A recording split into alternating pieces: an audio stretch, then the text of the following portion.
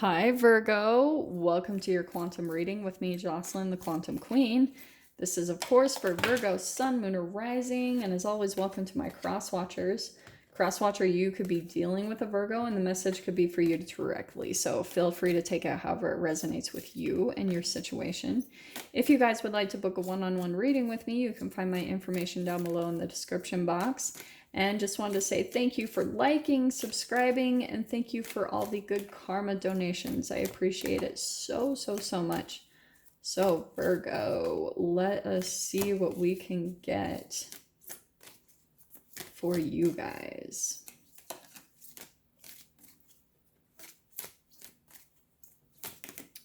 Man, you guys do not want to come out today. I was going to tell you, though, in your pre-shuffle, I got the World card and the King of Swords. So I was wondering if maybe you guys are deciding to end things with someone that maybe has been a little manipulative. But let me see what else comes out to see if that feels accurate to the message. Yeah.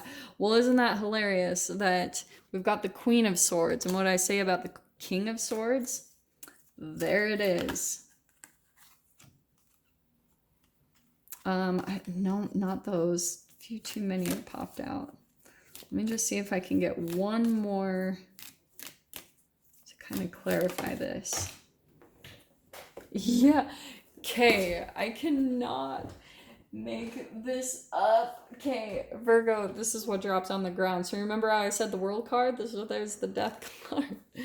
Okay, you're going through some type of transformation, okay? And I do want to say there has been someone that you feel some type of passion with, okay?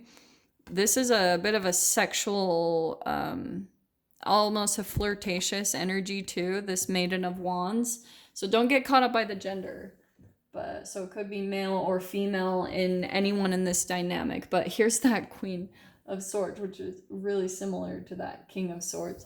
So, Virgo, what I think is happening is, yeah, you are ending things with, right? So let me pull out some of the players here. We've either got a fire sign, Aries, Leo, Sag, or a air sign, Aquarius, Libra, Gemini. Take whatever it applies. But here we've got, you know how I always talk about guys with the, sorry, let me scooch this. The Queen of Swords is all about a transformation, and it's all about learning boundaries, okay? So, what I'm getting is there's someone in your life that you had a lot of sexual chemistry with, okay? And the sexual chemistry you had with them was actually a reflection of your own chemical programming, okay? So just bear with me for a second, because this is what I've been getting a lot with people I've been working with, my clients and things like that, is that when you have a very strong sexual attraction and connection with someone, it can go all the way back to that oral anal phase of development, right? Because at that oral anal phase, you are learning, it's 0 months to 18 months of infancy, and you're learning the whole entire world through your mouth and through your reproductive systems.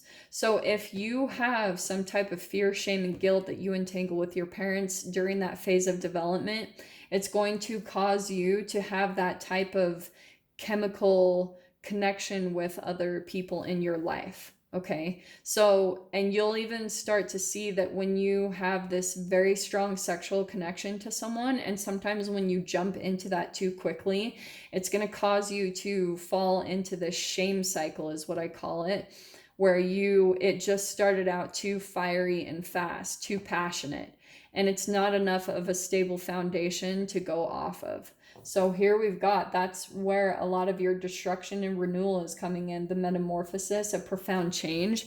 Because once you start to get the mental clarity, the swords is all about mental thoughts, it's clarity. It literally says clarity right there, perceptive, it's self-sufficient, it's you learning boundaries, it's you learning how to say no, it's learning how to overcome your chemical desires and addictions that pull at you, and learning how to put a stop to that. Do you know what I mean? You have the wisdom to apply it and to put up boundaries. And I do want to say that you're probably going to be ending things with someone in your life, and that's why there's the World card right there. Something really significant. That's a huge cycle and a chapter close in your life, because I'm telling you guys, it sucks when we get caught up in these cycles. For a while it can be kind of painful, but pain is our greatest awakener. It's the thing that wakes us up to patterns, habitual patterns in our life, and that's where the profound changes come in. That's where the destruction and renewal and the metamorphosis happens. First, it has to start in the mind, and you have to almost start conversing with your shadow. Do you know what I'm saying? It's like you have to see the reflection of people in your life, who they represent, who you grew up with, because every relationship we come in contact with is a reflection of our parents in some way, shape, or form, because that was our foundational relationship that we entangled with. So once you start conversing with this person in a different way, you almost have to take on your perception. Oh, this is really significant. This is what I'm going to tell you guys. I talk about Ken Wilber a lot. Those are the two cards, yep. And how he talks a lot about talking to the shadow. So, for instance, if there's something that you're afraid of, then say you're afraid of a monster, and this monster comes up in front of you, and instead of feeling the fear is a cover up of something deeper. Because when you first go through an experience when you're younger, you will entangle with someone that took advantage of you, or maybe was a perpetrator or a predator. And then there's this other side of you that feels fear, right? It's because you're entangling also within that split vibration of that person as well. So that person also has fear, and they entangled with someone who took control over them. That's a repeat cycle, okay? I don't know why I'm telling you this, but I'm just going to say it because apparently someone needs to hear this. And so, Virgo, what happens is you need to talk to the shadow, or talk to this thing, whatever it is in your experience that causes you to have negative emotions. You need to converse with it in a different way. So rather than feeling like this thing or person is separate from you, right? Perceiving it as the opposite and feeling the dissatisfaction of whatever this is in your life, you need to take on the perception of it and see what its intentions are of doing what it's doing, and then it will show you a reflection of yourself. So let's say, for example, I take the monster that I'm entangling with, like this monster I'm afraid of is in my experience. I'm going to take on the perception of the monster, and I'm going to say, why is this monster trying to scare me? Because this monster probably has rage. It probably felt disempowered or out of control at one time in its life. So now it's trying to overpower me. And so it also could be a reflection of a deeper emotion that you have, maybe some rage, maybe some anger of feeling disempowered by something in your life. So the fear can sometimes be a cover up to something even deeper. Sorry, not to get like too deep, but that is what I'm getting. So apparently that needs to come up.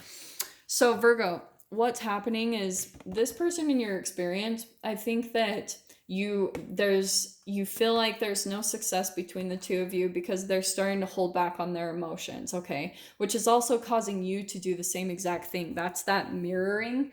And that's literally, there are mirror neurons in our body. I've been doing a lot of research on this and seeing how, yeah, like when you come around people, when you feel a split in their vibration and in their shadow, then you start to like act in a very similar way. So you'll probably pull back on your emotions too, and then you guys start separating, okay? Yeah. 10 of Swords. This is bringing up a lot of triggers for you. Like maybe making you overanalyze. It's bringing up maybe some fear, shame, and guilt, and some deep, deep shadow emotions within you and all the thoughts with them. But the thing I love about the 10 of Swords, again, the 10 is a closing of a chapter, because this isn't sustainable. It's like it's turning into a cycle now with this person, because they haven't done the shadow work. And you also have like some profound changes to go within yourself. And it's first starting in your mental clarity. It's first starting with the knowledge and the understanding of what this person is in your life, who they represent, something so much deeper. Seriously, Virgo, yeah. For some of you, this could even be, I do want to say that's you, like, because the 10 of Swords as well, that's all about a closing of a chapter, and it's the light at the end of the tunnel. It's new hope, because you'll eventually get to a point where it's like you surrender, pretty much, is what that 10 of Swords is. So let me just clarify once more this King of Pentacles, see what comes out there.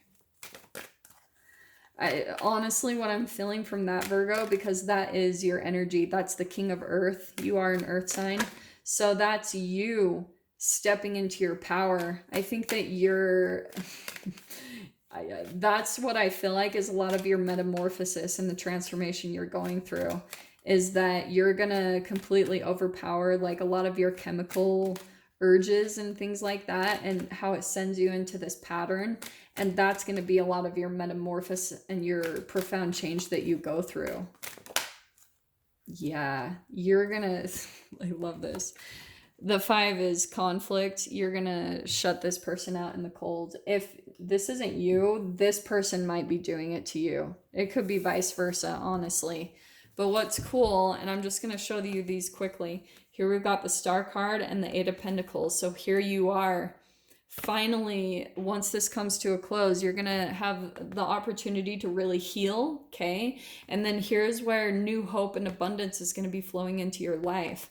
Some of you, this even could be money, just if that applies. But more than anything too, that's you working on your healing, like putting the effort into what you need to do to really close this cycle in your life finally, like at a complete end. With the World popping out and the Death card, yeah, you're finally putting an end to this cycle in your life. So I'm going to pull out quickly what's going to come, the door opening for you on the other side of this connection, whatever is happening, and on the other side of your healing, Virgo. Oh yeah. Okay, we've got the Sacred Lotus. The Lotus is about transformation. So it's compassion and action, the chosen tool. I see now the Lotus in your spirit's jewel. Guys, so lotuses, if you guys, actually what I'm being told to tell you, look up the meaning of a lotus, because I won't be able to describe it all. It's such a profound thing. So seriously, guys, Google what the lotus means, the spiritual meaning of it, and you guys will see it goes perfect with this whole message, with the Death card, a profound change, destruction and renewal, and Virgo, freedom flows. Didn't you guys get this card last week? This is don't hold yourself back from worldly freedom. Dream grand things for divine sacred reason. Once you heal, you're going to feel complete freedom from this. Okay. And I'm just going to pull this too. We've got change beckons. You guys are going through a cycle close. Change is coming up quickly. Prepare yourself, because it is happening, Virgo. So I'm going to dive into this in the extended. If you guys want to follow me over there, feel free. Go down below, click on the Vimeo link. I'll see you guys on the other side. But Virgo, if this is where we leave things, I'm sending you guys so much love, wishing you all the very best, and I'll see you in your next reading. Take care.